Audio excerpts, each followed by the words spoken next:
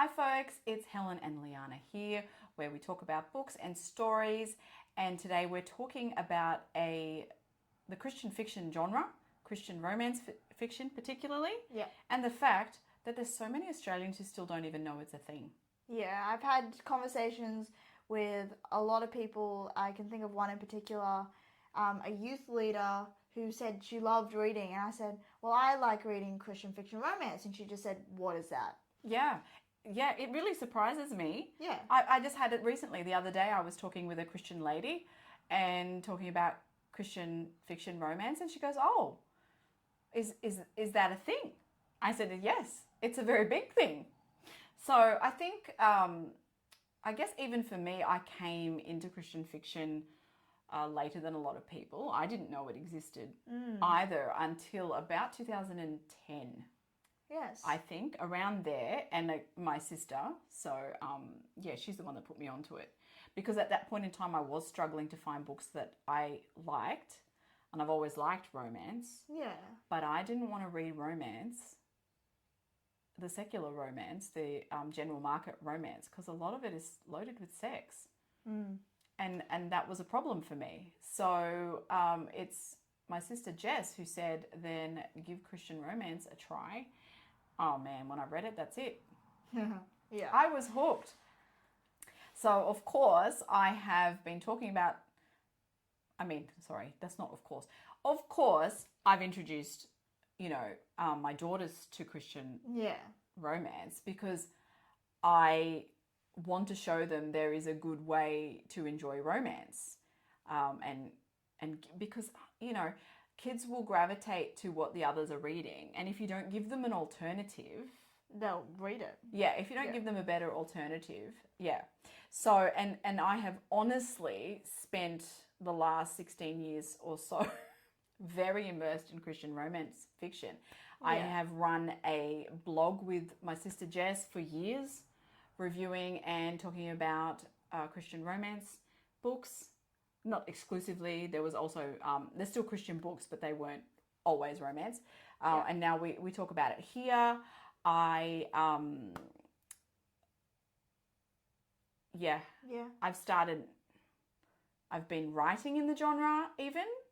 That's not come out yet, but that will. Letting the cat out of the bag. Anyway, so yeah, it's a big deal. So we wanted to, I guess, talk about why we read it. Yeah, it's important. Yeah. So why do you like it? Why do I like it? Well, there's a lot of reasons for that, but one of them that really separates Christian fiction romance to secular is even like good, clean, secular romances I've read, I get to the end and it doesn't feel complete. And there's been an interesting, like, that's given me thought because I've recognized that. Yep. And it's like, with the Christian fiction romance, even when it's not really heavy on the Christian themes, Yep. you just like, you feel the more eternal value to like what's going on in the characters' lives. Like, they're fictional, of course. Yeah. But like just showing like change in a character or the impact in a character's lives or this, and it's just, it has more weight to it. I think the way they treat each other as well. Yeah. Because you really see that difference if the couple is written from a Christian worldview, the way they interact and treat each other is very different. And yes, it is more satisfying because I guess the romance isn't standing alone. Yeah. Because we've got to remember, or it's good to remember, who is the original author of romance? Yeah. God. He created a man and a woman for marriage. That's his original design. So it also makes sense that we gravitate towards romance stories. Yeah. Now, I'm going to say, I have copped flack for liking romance novels. I have. Okay, from different camps. Yeah. From those that think it's not real literature. That it's just like It's lower quality, okay? There is that perception. Of course, you know, in any published genre, there's going to be different levels of quality anyway. But overall, it's often Yeah. treated as like a lesser than. But then you can also get criticism from people about the focus on romance and how that could be dangerous. I think as a Christian, you never abdicate your discernment. Even if you are reading Christian romance fiction, if it's a problem for you, you stop. You know, if it's getting you to focus on the wrong things, or it's, you know, consuming you to the point that you're not focused on what God wants you to be focused on right now, all of those things, they still come into play. This is not a blanket. Christian fiction romance is excellent. Read it to your heart's content. That's, Yeah. you know, Yeah. you've still got to exercise your own discernment with that. So, yeah, but the reason that we choose, so that I guess that's romance in general as well, but then that's why we're choosing the Christian Yeah. genre, because it aligns with our own values and our worldview. There's a spectrum of Christian fiction. Yeah. Did you want to talk about that? The spectrum we're talking about. One side is really faith loaded, Yes, it's And- heavy with yep. and then there's the other side where I don't know where you'd put the end of that spectrum to be. You could put it as very, very light, or you could even put it as we've talked before about what's it called? Just clean romance. Sweet romance, Sweet yeah. romance. That's some of them written by Christian authors Yeah. that makes it have a Christian worldview without explicitly saying. Yep. So what you're talking about there's actually a line, I think, that then slips into this is no longer Christian fiction. So yes, Christian fiction, boy, that gets tiring to keep saying. There's a spectrum with this genre. Yeah. You have those that are really heavy with faith and have a very strong redemptive development arc, faith, Yeah. arc. There's some, and I think that's where most of it started.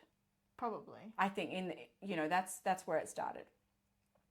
There has been a pushback against that in probably the last 10 years, just because people don't want it heavy themed all the time. So there's now a spectrum of books where you've got the heavy themed, where faith is very prominent, very integrated, and then you have come down to the middle where it's shaping them, it's mentioned, and then you've got the other end where it's very light on. But there comes a point where it's so light on, it's not mentioned at all now, but these characters are still living from a Christian world viewpoint. Yeah. And then that slips into your sweet romance genre. But the sweet romance genre is not limited to that, because there's plenty of people writing in the sweet romance genre not writing from Christian worldviews. Okay, so the sweet romance genre is closed door romance. It's another thing, which basically means any sex sort of stuff happens off the page. So in the sweet romance genre, people can still be having sex outside of marriage, but it's not on the page. It's not happening in the scenes. You're not getting the descriptions and things like that. So, which is why we tend to only read sweet romance genre books that are written by Christians. Because they're maintaining that Christian world viewpoint, and their characters are living in alignment with that. Yeah, because I think that's very important, because we do learn lessons from books. Yep. And we learn all sorts of things from books. And how I struggle to really relate to a character unless they have that same viewpoint. Yep. Of course I'm not going to agree with everything a character does or says or anything. But, like, when it comes to, our purpose in this world and where we came from, I think that's very important. Yep. And that's not to say that the characters in Christian fiction are completely sanitized, good Christian people, because we wouldn't be reading it if that was the case. Yeah, there'd be no story. They're still flawed people dealing with stuff. I mean, you know, That's where the lessons come that is. So, but once upon a time, that wasn't even really allowed in Christian fiction. from. And so there's been a pushback against that. It probably started 10 years ago. They were calling it edgy Christian fiction, where Interesting. real people with real problems were starting to emerge in Christian fiction. Surprise, surprise. Surprise. So, yeah, but look, there are some people who still prefer the really heavy faith, Yep. you know, arcs, and that's the only kind of Christian fiction they want to read. That's fine. Then there are some who actually really don't want it heavy like that. They're just reading. They want to read a story that's within their world viewpoint without the heavy faith elements and lessons, because, you know, and that's fine. The beauty of it is there is the spectrum now to choose from. Yeah. So, yeah, and we love romance. I read right along that spectrum. Yes, so do I actually. Yeah. Yes, yep. Sometimes you just want something a bit light, and then other times you really enjoy the heavier ones. I don't like. It's not the element of faith that I have an issue with. The books where I start to go, I'm not reading this, is when they are dealing with heavy themes. Right. Like violence or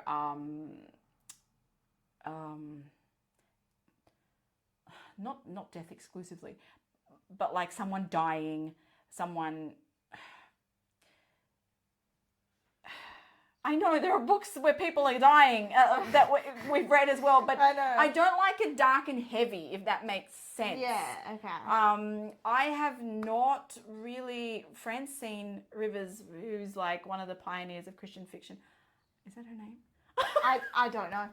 Which, ironically, for most Australians, when you talk about Christian fiction, they go, "Oh, like Francine Rivers." If they're the older generation, it's like, no, actually, I don't like her style. I don't want it that gritty. I don't want to be upset. I don't want to be crying for the wrong reasons in a book.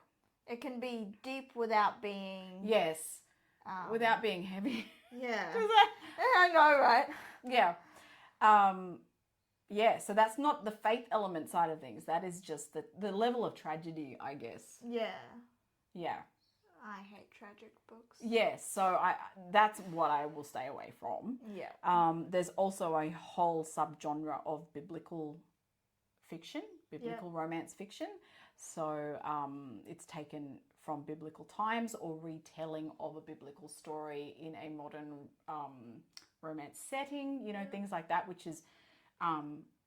I don't think I've read one. No, I'm not. I haven't gone there either. It hasn't appealed to me, but there's a lot of people that love that. So there's really a lot to choose from in Christian fiction. Oh, yeah. I think there's something for everyone. There's you can find some really funny authors out there. Yeah. You can find your historical that ranges Yes. from so many different ones. Yeah. You know, you got your World War II, which I love. Love World War II. Yeah. Melanie Dickinson, medieval.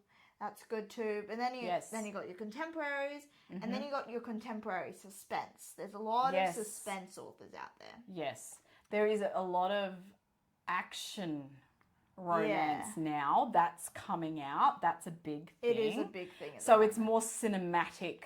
Yeah. You know, and more in line with the way we like to watch movies, I guess. Yeah, I've got Lynette. I don't know how to say her last name. Earson.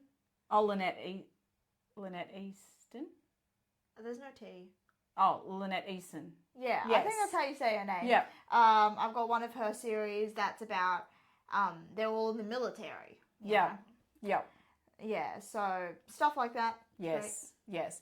And there's plenty of Regency if you love Regency romance. Yes. You know. So the point of this is we want to just explain the genre if you're not familiar with it, particularly for Christian audiences. If you are not a Christian person and you have no interest in reading this, I'm not telling you to read that. I'm letting other Christians know that this genre exists because we have come across so many people who had no clue. Yeah. Yeah.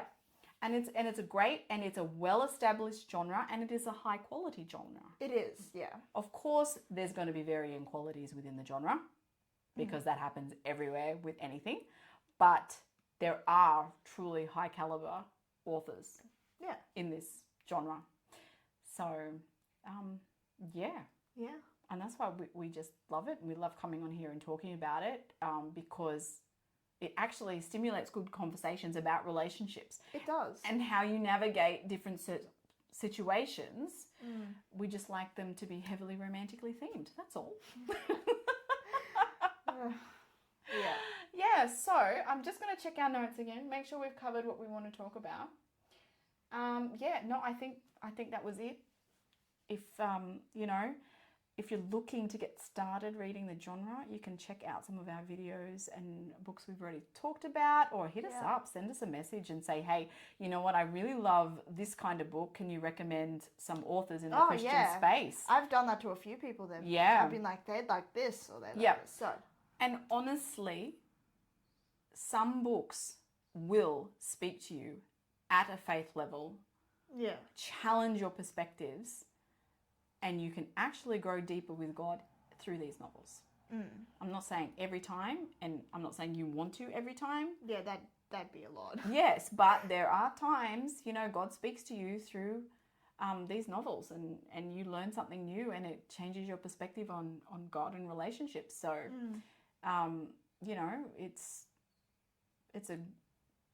it can be a very encouraging and uplifting kind of experience as well as just being, something nice to read. So, but hit us up if you're looking for something in particular, like, I like World War II, or I like Regency romances, or I like biblical, or I like contemporary with a bit of, action in it. Just ask us. We'll give you some recommendations of where to get started. Yeah. All right. We hope this has been helpful to you, and we will catch you in the next video.